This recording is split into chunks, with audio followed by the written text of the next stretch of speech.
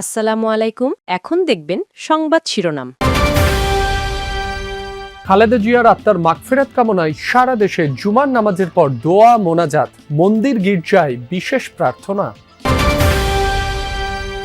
রংপুর ২ আসনে এবার বিএনপি, জামায়াত ও জাতীয় পার্টির মধ্যে ত্রিমুখী লড়াইয়ের আভাস। মনোনয়নপত্র যাচাই বাছাই শেষে টিকে গেছেন ৫ প্রার্থী। সারা দেশে তীব্র শীতে স্থবির জনজীবন, ঘন কুয়াশায় কয়েক জেলায় সড়ক দুর্ঘটনা, ভোলায় জাহাজের ধাক্কায় ডুবেছে লবণ বোঝাই ট্রলার।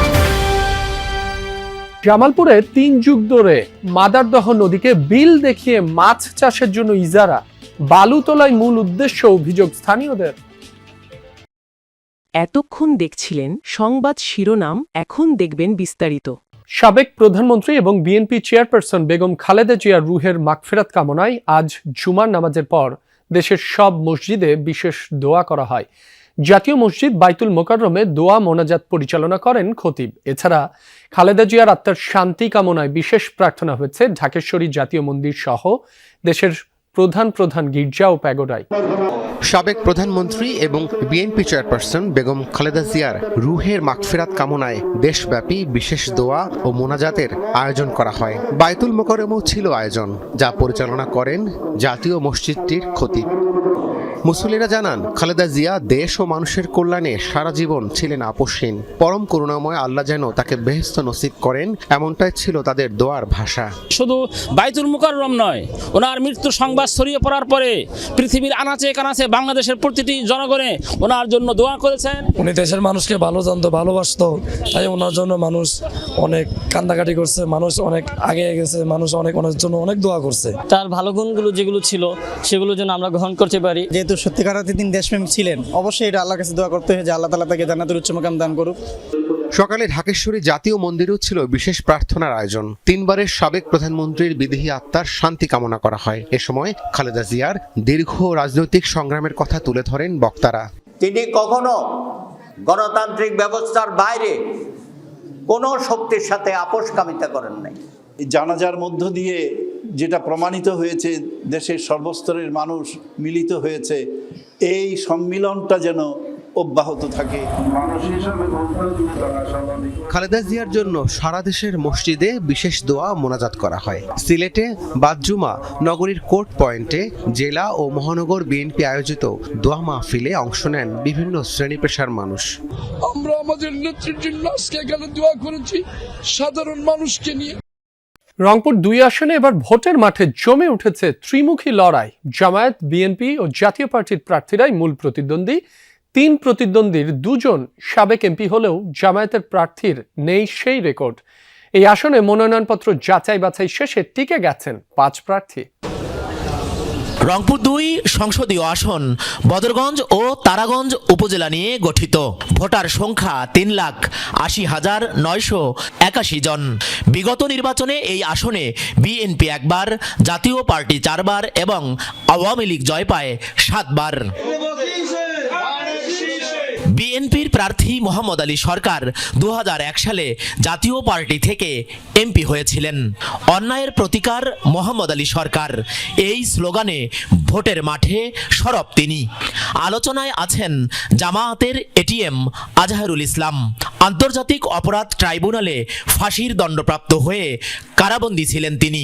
রাজনৈতিক পট পরিবর্তনের পর কারামুক্ত হয়ে চষে বেড়াচ্ছেন মাঠ।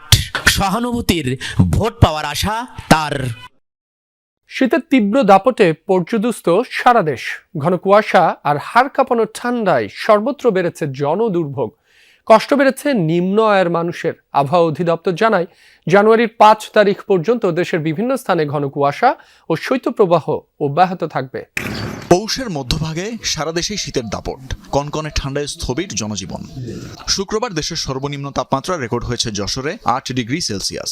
ভোর থেকে ছিল ঘন কুয়াশা। ঠান্ডা যে এত প্রচুর ঠান্ডার জন্য বাড়ির তো বাইরে মন যাইতেছে না। যে পরিমাণ ঠান্ডা, তাতে আমরা রাস্তাঘাটে বেরোতে পারছি না। শীত লাগে, ঘুমাতে পারি না, মানে শরীর কাঁপে, অনেক কষ্ট হয়।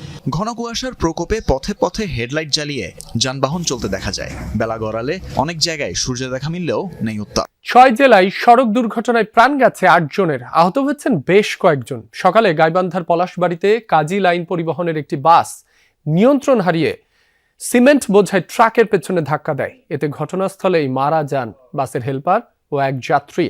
আহত 10 জনকে উদ্ধার করে নেওয়া হয় হাসপাতালে। মানিকগঞ্জে সিংগাইর হেমায়েতপুর আঞ্চলিক সড়কের গোড়াদিয়া এলাকায় মাইক্রোবাস ও মোটরসাইকেলের মুখোমুখি সংঘর্ষে নিহত হয়েছেন 2 শিক্ষার্থী। পুলিশ জানায়, আশুলিয়া থেকে মোটরসাইকেলে 12 থেকে 15 জনের দল খেজুরের রস পান করতে সিংগাইর যায়।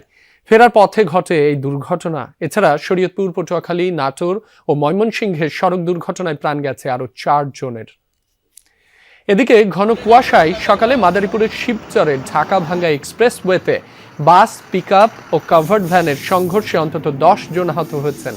পুলিশ জানায়, খুলনা থেকে ঢাকামুখী টুঙ্গিপাড়া এক্সপ্রেসের একটি বাস বন্দরখোলা এলাকায় পৌঁছালে সামনে থাকা একটি ওষুধবাহী কাভার্ড ভ্যানকে ধাক্কা দেয়। 16 নদ নদীর জেলা জামালপুর। এই জেলার 2 নদীর নাম এক করে বিল দেখিয়ে 3 যুগেরও বেশি সময় ধরে মাছ চাষের জন্য ইজারা দিচ্ছে জেলা প্রশাসন। প্রবাহমান নদী মাদারদহকে বিল দেখিয়ে ইজারা দেয়ায় ক্ষুব্ধ নদী পাড়ের বাসিন্দারা। জেলা প্রশাসনের নির্ধারিত জলমহলকে নদী হিসেবে চিহ্নিত করেছে পানি উন্নয়ন বোর্ড। তবে এ ব্যাপারে ক্যামেরার সামনে কথা বলতে না চাইলেও পরবর্তী ব্যবস্থা গ্রহণের কথা জানিয়েছে জেলা প্রশাসন। 1986 সাল থেকে জামালপুরের মেলান্দহ উপজেলার এই প্রবাহমান নদীটিকে জলমহাল দেখিয়ে ইজারা দিচ্ছে জেলা প্রশাসন। গেল 30 অক্টোবর 18টি জলমহালের সাথে 6 বছরের জন্য নতুন করে এটির ইজারা বিজ্ঞপ্তি দেয়া হলেও দরপত্র নেয়নি কেউ। আরএস রেকর্ড অনুযায়ী 2024 সালের 23 অক্টোবর জেলার 16টি নদ নদীর মধ্যে মাদারদহ ও সাভারিয়া 2টি আলাদা নদী দেখানো হয়, যেখানে মাদারদহ নদীকে তেঘুরিয়া উৎসমুখ থেকে পয়লা পতিতমুখ পর্যন্ত 2 কিলোমিটার দেখানো হয়েছে, আর সাভারিয়া নদী উৎস এবং পতিতমুখ দেখানো হয় যমুনায়। দৈর্ঘ্য দেখানো হয় 5 কিলোমিটার।